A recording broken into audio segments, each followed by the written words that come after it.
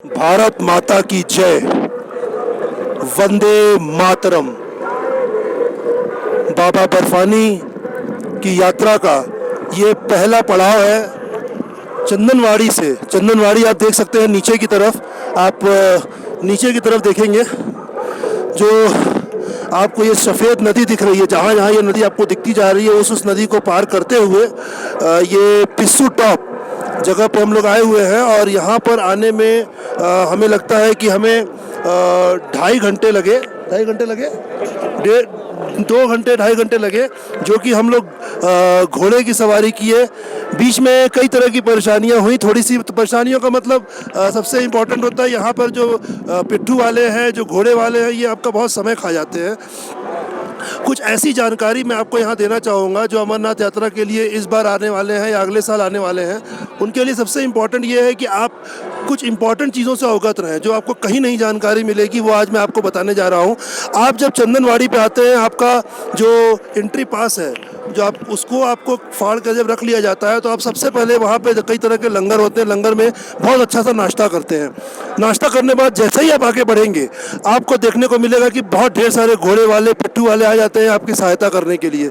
शुरुआत में आदमी को लगता है पता नहीं कितना ऊपर होगा, और वो लोग इतना भयभीत भी कर देते हैं कि बहुत ऊपर है, बहुत ऊपर है।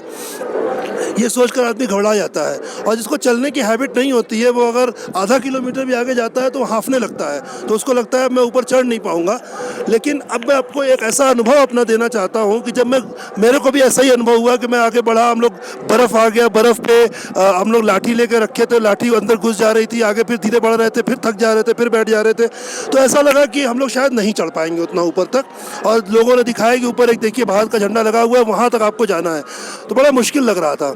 तो हम लोगों ने ये सोचा कि अब आगे घोड़े से ही चलते हैं, ताकि हम समय से पहुंच भी जाएंगे। और मौसम का मिजाज देखते हुए हमने ये डिसीजन लिया कि घोड़े से पहुंचना चलना चाहिए।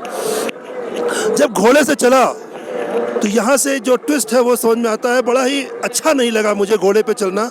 इसलिए अच्छा नहीं लगा क्योंकि साथ में जो लोग मुझे मिले रास्ते में, मुझे बुजुर्ग महिलाएं भी मिली, मुझे साधु बाबा भी मिले, मुझे औरतें भी मिली। वो लोग घोड़े से नहीं आ रहे थे, वो लोग बाबा के एकदम लीन होकर अपने मन को आस्था बनाए हुए धीरे धीरे करके आगे चढ़ रहे थे।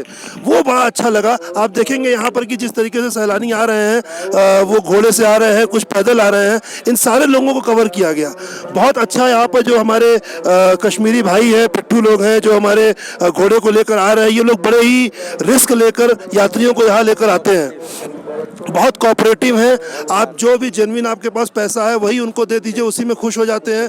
थोड़ा नेगोशिएट करते हैं, उसको नेगोशिएट की जो राशि है वो राशि थोड़ा सा नेगोशिएट करके आप अगर उनको लेके आते हैं, अपने मन से स्वेच्छा से कुछ देते हैं, तो उनको भी कुछ मिल जाता है। सबसे बड़ी बात यह है कि ये 45 दिन ही उनके पास होते हैं अपनी जीविका चलाने के लिए। ये सबसे इंपॉर्टेंट है। आप लोग आइए तो कुछ उनके लिए भी अपने घर से लेके आइए, जो उनको दीजिए और उनका जीवन आगे बढ़े, और वो आपको भी आशीर्वाद दें, क्योंकि बाबा उन लोगों को आपकी सेवा के लिए यहाँ पे लगाए हुए हैं। ये एक बहुत ही इम्पॉर्टेंट चीज़ थी। आप जब घोड़े से चलते हैं, घोड़े का अनुभव मैं आपको देना चाहूँगा। घोड़े का अनुभव देने के लिए मैं छोटा सा ब्रेक करना चाहूँगा सर।